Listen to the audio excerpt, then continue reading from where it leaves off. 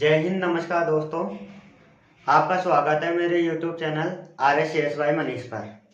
मेरा नाम राहुल वर्मा है और मैं आज दोस्तों आपको रेलवे ग्रुप डी के ऐसे सवाल पढ़ाऊंगा जो आसान है और बार बार इस रेलवे ग्रुप डी में पूछे जाते हैं। चलो देखते हैं दोस्तों हम अपना पहला सवाल हमारा ये है कि एक संख्या है 0.0064 और इसमें भाग हमें देना है चार का भाग देने के बाद इसका मान निकालना है। यानी संख्या ये है 0.0064 में हमें भाग देना है 4 का और इसका मान निकालना है। तो आपको पता है जब हम जीरो में किसी संख्या का भाग देते हैं तो इसका मान हमेशा 0 आता है, फिर आगे पॉइंट है तो पॉइंट लगा देंगे। उसी प्रकार फिर इन दोनों जीरो में भाग देंगे 4 का तो 0 0 आ जाएगा। फिर आगे हमारे पास 6 में हम 4 का भाग देंगे तो ये एक बार जाएगा और हमारे पास जो रिमाइंडर यानी शेषफल बचेगा वो 2 रहेगा। 2 में 4 का भाग नहीं जाता तो हम क्या करेंगे 4 को उतार देंगे और फिर 4 का भाग 24 में देंगे तो ये हमारे पास 6 बार चला जाएगा और ये इसका आंसर हमारा यही हो जाएगा। दोस्तों अब हम देखते हैं दूसरा सवाल रेलवे ग्रुप डी में जो बार बार पूछा गया है। हमारा दूसरा सवाल है दो संख्याओं का गुणनफल 8.5 है। यदि एक संख्या 1.7 है तो दूसरी संख्या हमें ज्ञात करनी है। यानी ऐसे कह रखा है दोस्तों कि दो संख्याएं हैं, ये पहली संख्या हो गई और ये दूसरी संख्या हो गई। इन दोनों का गुणनफल हमारे पास है 8.5, जिसमें से हमें पहली संख्या दे रखी है 1.7 और दूसरी संख्या का हमें मान निकालना है। तो हम क्या करेंगे दोस्तों, दूसरी संख्या को ऐसे कैसे लिख देंगे 8.5 बराबर में। अब ध्यान देना दूसरी संख्या के साथ पहली संख्या गुणा हो रही है तो हम क्या करेंगे, जो गुणा हो रही है इसको 8.5 की तरफ भेजेंगे तो हमारे पास ये दूसरी संख्या है, इसका मान निकल जाएगा 8.5 के अपोन में आ जाएगा 1.7। जब 17 का भाग हम 85 में देंगे तो हमारे पास जो आंसर आएगा वो 5 हो जाएगा।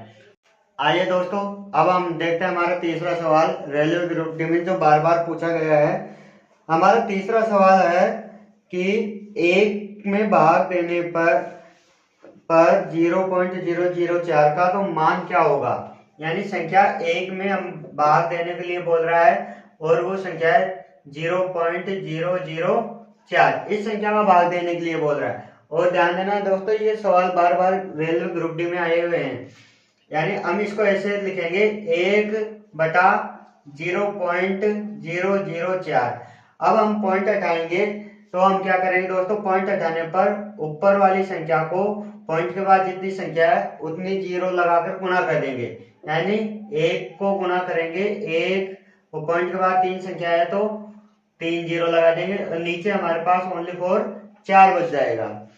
जब 4 का भाग हम 1000 में देते हैं तो हमारे पास संख्या आती है 1 × 250। 250 को हम 1 से गुणा करेंगे तो हमारे पास जो संख्या आएगी वो 250 हो जाएगी और इसका आंसर भी यही हो जाएगा।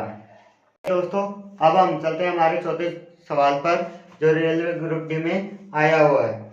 हमारा चौथा सवाल है 25 + 1.25 - 0.5 का भाग देना है 0.05 में। यानी सवाल ये है कि हमारे पास सवाल है कि 25 + 1.25 - 0.05 इस संख्या में हमें भाग देना है 0.05 का। इस संख्या का भाग देना है दोस्तों और इसका हमें मान निकालना है। तो हम क्या करेंगे, पहले बोर्ड मास नियम का प्रयोग करते हुए ऊपर वाली संख्याओं को जोड़ के घटा लेंगे।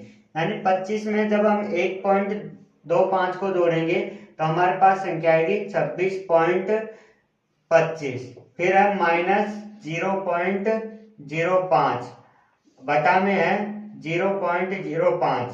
फिर क्या करना है दोस्तों, 26.25 में से 0.05 घटाएंगे तो हमारे पास जो संख्या बचेगी वो बचेगी 26.20 यानी 20, और नीचे हमारे पास है 0.05। तो ध्यान देना दोस्तों, इसको और भी सरल बनाते हैं। ऊपर और नीचे देखना, पॉइंट के बाद दो संख्या है, पॉइंट के बाद दो संख्या है, तो दोनों पॉइंटों को हम हटा देते हैं। तो हमारे पास जो संख्या बचेगी 26, 20 बचेगी, और उसके बाद हमारे पास जो संख्या आएगी वो 5 आएगी। 5 का भाग जब हम 26 में देंगे तो ये 5 टाइम बाद जाएगा। फिर इसके आगे 12 हो गए, 12 में भाग देंगे तो ये जाएगा हमारा 2 टाइम बाद। फिर ये हो जाएगा 20, 20 में भाग देंगे तो हमारा जाएगा ये 4 बार, और यही हमारा आंसर हो जाएगा दोस्तों। देखिए दोस्तों, अब हमारा 5वां सवाल जो रेलवे के ग्रुप डी में पूछा गया है।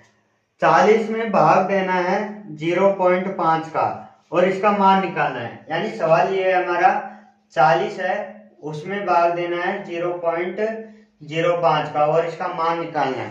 तो हम क्या करेंगे, इस 40 को ऐसे लिख देंगे 40/0.05।